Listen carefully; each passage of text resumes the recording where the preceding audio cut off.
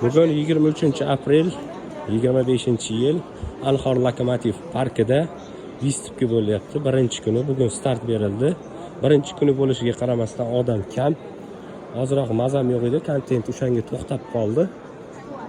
Bugun mana oyoqqa turib, yana kontentlarni boshladik. Vistupga keldim, odam kam. Bu yerda xalqaro avtomobil sanoati ko'rgazmasi bo'lyapti, do'stlar.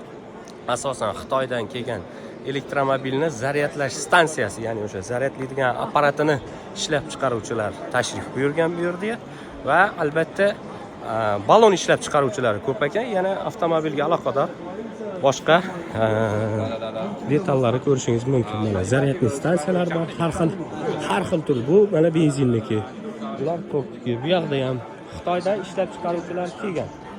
Agar bizani podpisчикimiz orasida viloyatlarda, chekka hududlarda mana shu zaryadli stansiyani o'rnatib biznes boshlash arafasida turgan, niyatida yurgan kuzatuvchilar bo'ladigan bo'lsa, tashrif buyurishingizni kutib qolamiz.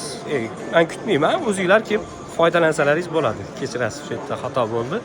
Zavod bilan to'g'ridan-to'g'ri gaplashsangiz bo'ladi. Ya'ni Xitoyga borib yurmaysiz. Xitoylikka o'zi shu yerga tashrif buyurgan, do'stlar. Nimaga viloyatlarda dedim? Chunki shaharda уже bu narsa to'lib bo'ldi. Shaharda juqqa bo'lishdi. Viloyat markazlarida, avtomagistral yo'llarda juda kam. Например, hozir elektromobilga o'tirib Qoraqalpog'istonga ketadigan bo'lsangiz, yo'llarda bor, yo'q emas, lekin kam. Shuning uchun mana zavoddan bu yerda ishlab chiqaruvchilar kelgan, o'zingizlar bemalol gaplashib shu biznesni boshlasangiz bo'ladi. Yana qanaqadir mana avto aksessuarlar bor, освежителlar, bu yoqda kelgan filtr, chexol, avto aksessuar bilan shug'ullanadigan zapchastchi do'stlarimiz bo'lsa, ular ham kelib bemalol uchrashishlari mumkin. Ya'ni yangi partnyor o'zlariga topishlari mumkin. Men hozir mana bu balon temasiga shaxsan o'zim qiziqayotgandim. 2-3 ta zavodlari kataloklarini oldim.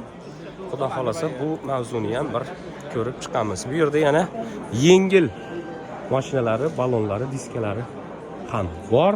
Yuk mashinalardagi ham bor. Mana kontaktlari bemalol qotirib ko'rib ulanib olsalaringiz bo'ladi.